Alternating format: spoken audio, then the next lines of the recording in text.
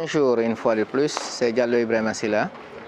Nous sommes au collège Mamadou Tamadou, dans le quartier Amdalaï 2, dans la commune de Ratoma. C'est une école rachetée par le professeur Alpha Condé, qui abritait le collège et le primaire de Mamadou Tamadou. L'année dernière, on nous a amenés à Ratoma, dans le collège Ratoma, le collège confié et primaire dans l'enceinte de Dar es Salaam.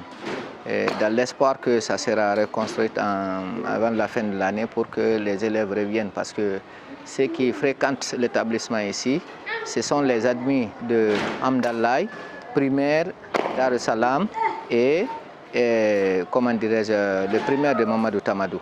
Donc pratiquement les enfants quittent de Dar es Salaam 1, 2, Amdalaï, tous ceux qui sont les quartiers qui sont à l'alentour ici, viennent fréquenter ici, passer le collège et certains au primaire. Mais dans le quartier, c'est la seule école publique? C'est la seule école laïque publique. Même le franco-arabe aussi, c'est la seule. À part franco-arabe de Simbaya, il n'y a pas sur la bande. Et là aussi, tenez-vous bien que là aussi, c'est la seule qui était là, je dis bien, était là, comme école laïque secondaire publique. Donc pratiquement, ça n'existe pas. Et je crois que la promesse n'est pas tenue au jour. Voilà, après le constat, c'est avéré qu'on dit que la parcelle elle est petite parce que vous voyez à l'intérieur de la même parcelle, il y a ce bâtiment que vous avez visité comme ça, 3 chambres, salon, tout ça la clôturé.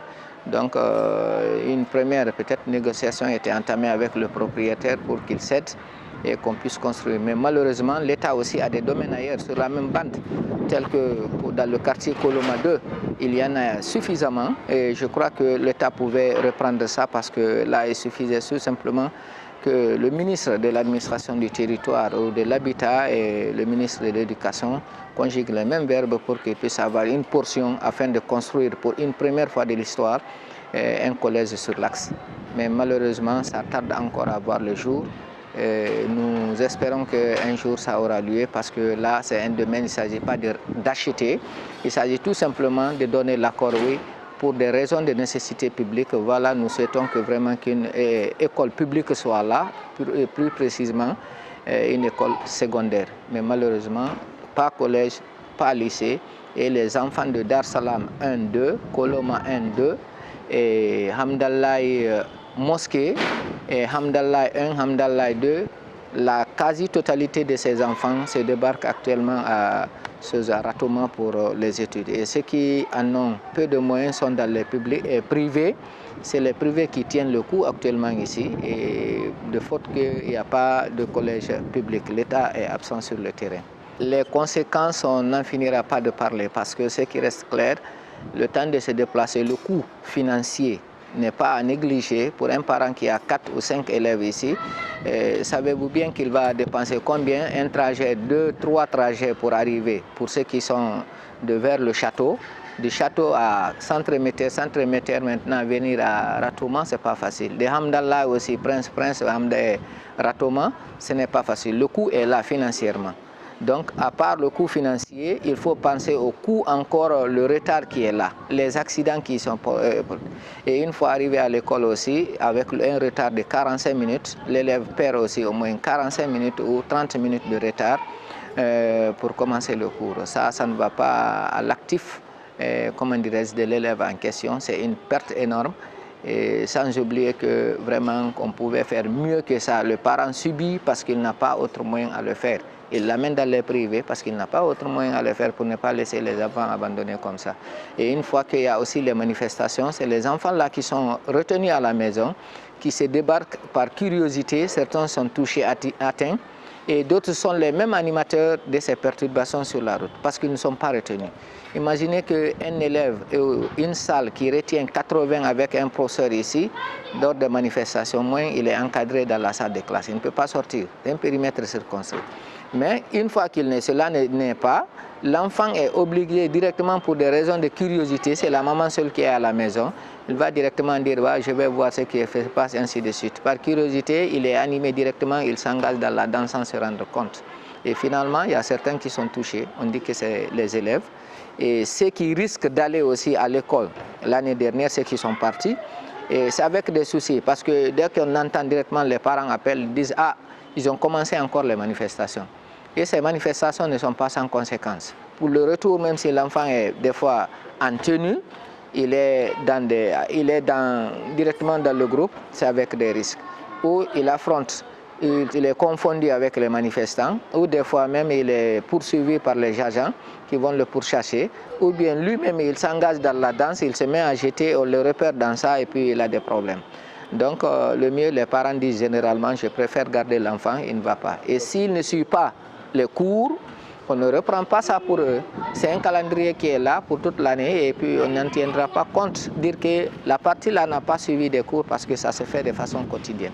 Malgré toutes les informations, malgré les sensibilisations, mais on est confronté à ce problème. On a vraiment des soucis, ça il faut le dire, parce que nous sommes partis avec 700 et quelques élèves et en fin d'année on s'est retrouvé avec 300 et quelques. Parce qu'au début les enfants partaient, mais finalement certainement les parents ont compris que le coût n'était pas facile parce que c'est 1, 2, 3 trajets. Donc il fallait faire ici un calcul. Est-ce qu'il faut les amener dans les privés à côté et plus de temps, plus de sécurité et puis moins de coûts. Donc je crois qu'on a perdu les 60% des élèves qui devaient nous rejoindre là-bas. Et les élèves qui sont officiellement orientés aussi, les passants de la 7e, n'ont pas fréquenté. Donc là aussi, les 75 sont restés dans les quartiers, dans les privés, parce que la distance était là. Donc c'est une crainte que nous sommes avec le collège. 2 collèges dans la même cour, ce n'est pas facile. L'ancien toujours va absorber, le nouveau. Et de l'autre côté, Dar Salam aussi a reçu, primaire Dar Salam a reçu le primaire de Tamadou. Et là aussi, c'est une crainte. Je crois que là aussi, Tamadou primaire a perdu ses élèves. Parce qu'à l'inscription ou bien à la rentrée, on vient, on dit, ah, comme tout est Dar Salam, je viens m'inscrire à Dar Salam. Et de l'autre côté, on dit, ah, collège va dans le collège Ratoma. Une fois arrivé, directement, on s'inscrit au compte du collège Ratoma. Et ceux qui sont partis habituellement, qui nous connaissent, qui ne sont pas de nouveaux, c'est seulement ceux-ci-là qui sont orientés directement au collège. Donc, c'est une crainte que vraiment, l'année prochaine à l'ouverture, qu'on ne perde complètement si le système ne change pas. Les autorités, on les a informés, on a ces problèmes, mais pour le moment, ils disent d'accord, on va se battre, on va se battre.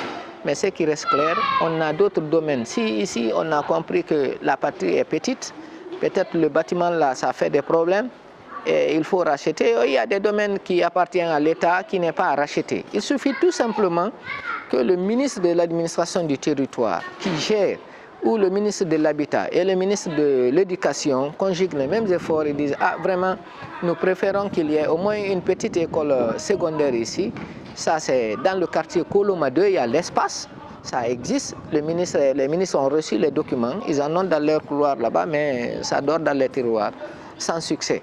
Ça, c'est la jeunesse même qui a constaté, la jeunesse de Koloma 2 a fait un mémo pour adresser à la commune, adresser à l'habitat, à l'administration du territoire, ainsi que au ministère aussi de l'enseignement préuniversitaire pour attirer leur attention sur la bande le fait que ça n'existe pas. Si c'est les domaines qui font obstacle, comme ce qui s'est passé ici, et là, maintenant vous avez des domaines, vous pouvez prendre ça, c'est pour l'État.